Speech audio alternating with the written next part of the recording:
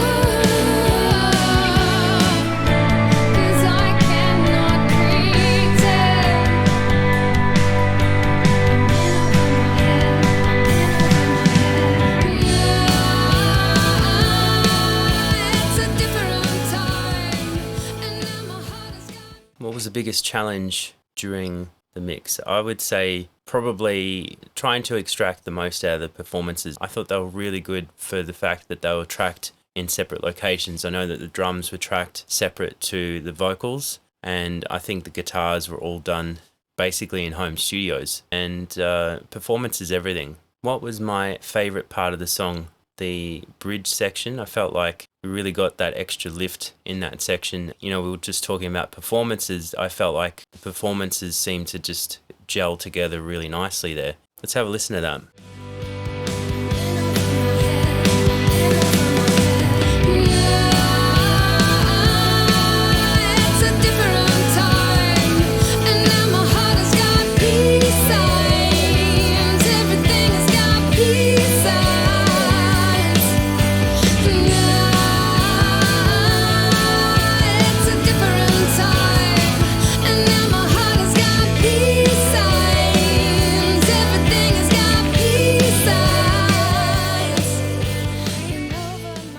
What track got the most amount of processing? Well, it depends on how you define the most. If we're talking about pure stacking and plugins, then the Guitar Master wins that competition. Let's have a look at that. Yep, so as you can see, I've got EQ7 doing a little bit of subtractive and a little bit of a boost, SSL, channel strip, and Sheps doing a bit of mid and side saturation, heavy and odd, mid-side mode. C6 doing a bit of shaping and compression. And then I've got this, which is taking in the side chain of the snare drum. Every time the snare hits, the guitars get squashed just to help that snare drum cut through. But if we're talking purely from what went through the biggest change, I'd have to say that the drums would have gone through the biggest transformation. There's a lot of parallel processing going on there. But just out of interest, I thought we'd take a look at the lead vocal, and in particular the chorus lead vocal. If I strip everything off it, this is what it had on it.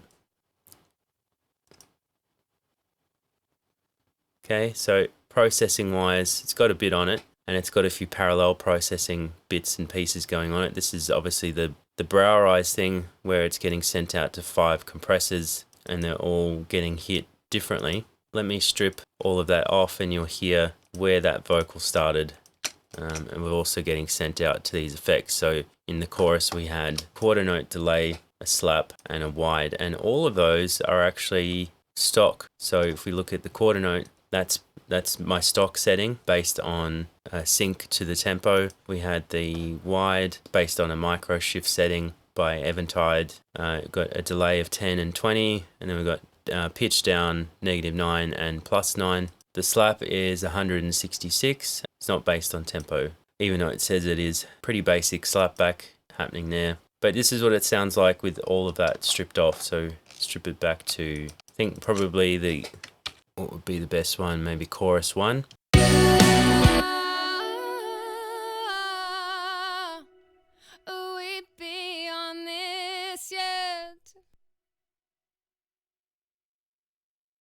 Cause I like you in real life instead.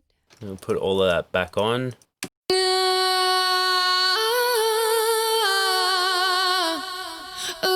be on this yet. Cause I like you in real life instead. Getting quite a lot of growl from the compressors. The effects themselves obviously add a great sense of space, and we're getting a massive volume change, which is what you get when you get 5 duplicates of the same thing getting sent there, or 6 really, because you've got all of these 1, 2, 3, 4, 5, 6 are actually getting sent to the clean bus. So they get sent here, and then combined with the rest of the mix, they get sent out to the mix bus. The lead vocal went through a pretty big change there, but also like the drums, they have to go through a massive transformation because when they're recorded, they sound wimpy. Drums need a lot of help and vocals need a lot of help, especially in a mix like this. What tracks needed the most volume automation and why? That would have to be the bass guitar. Primarily, I think it didn't have the sustain that I was looking for, so we'll take a look at that. So yeah, it was just a bass DI.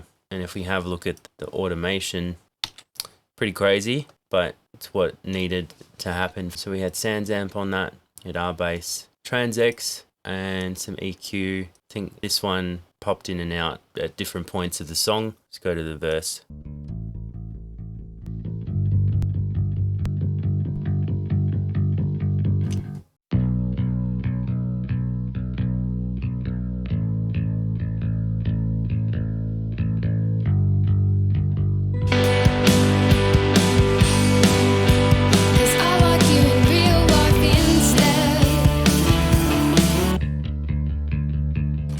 Sounds so weird solo, doesn't it? During the bridge, it takes more of an aggressive role, I feel.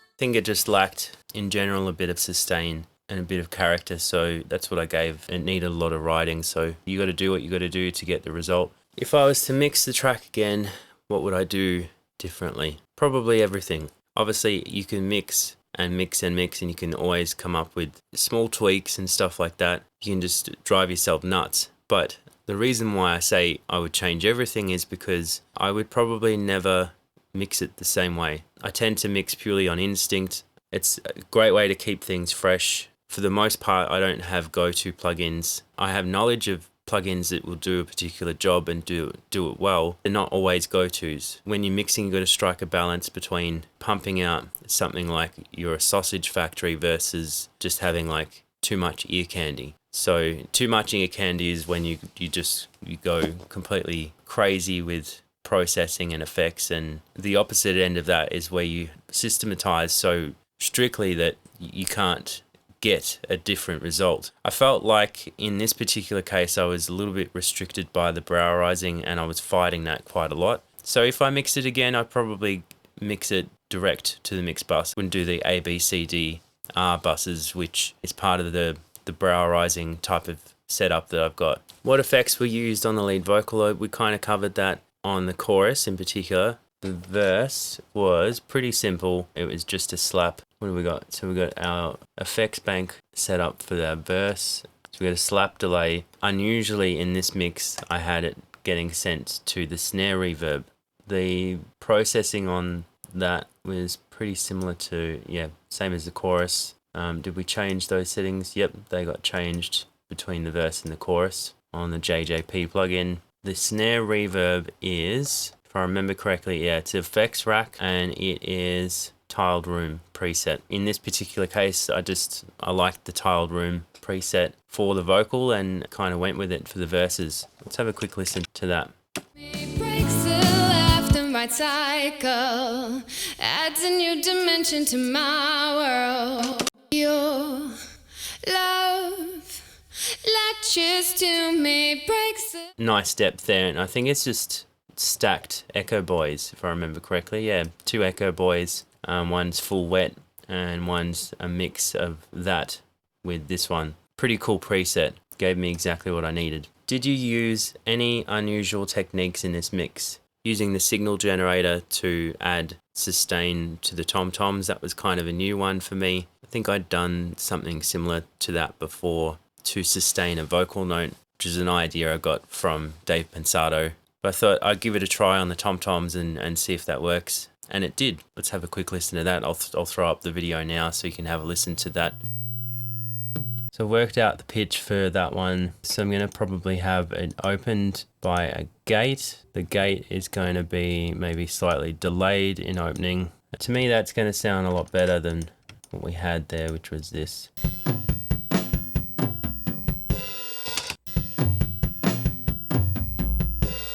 You can see it just adds just that little bit of resonance that it was lacking. I could have used Melodyne or Elastic Audio in Pro Tools to get a similar result to extend that sustain of the tom-toms. What didn't work as planned? Pretty much everything. I was fighting my template quite a bit. Quite a lot didn't go as planned, but that's pretty typical in mixing. I'd say the biggest struggle that I had was trying to get performances to that next level. That idea that I had in my head of where I wanted them to go wasn't quite where I was able to get them. I was able to get them improved, so I was happy with that. Biggest struggle was trying to marry that new snare drum into the drums, I would say. If we go back to the mix prep stage, I used a technique where I subtracted the snare drum hits from the overheads. I had to concede that maybe that wasn't the best idea. As you can see here, I've pulled them back into the mix. So all sorts of weird stuff happening in there with that. And the biggest one is obviously that I've pitch shifted down the version that I made that didn't have the snare drum in it. So I don't know why I do these things, but you know, sometimes that's just how it works out. You just do everything you can to get the result. It doesn't matter that I had to change the plan in the end and bring those back in. I had them there and I had them there for that reason, and so that's the way it worked out. Last but not least, how did the band react to the mix? I got a very nice email back from Kim, who was very pleased, and the band was pleased with the outcome. So I'm glad we got there in the end and got them, you know, a really good result. So I should be pumping out some cool tutorials, so stay tuned for those. That's it for now. Thank you for watching, and I'll catch you again in a new series. All right, thanks guys. Let us know if you enjoy this series by giving it a like, share the video, and subscribe to SPL Mixing, remembering to ring that notification bell so that you don't miss a future upload.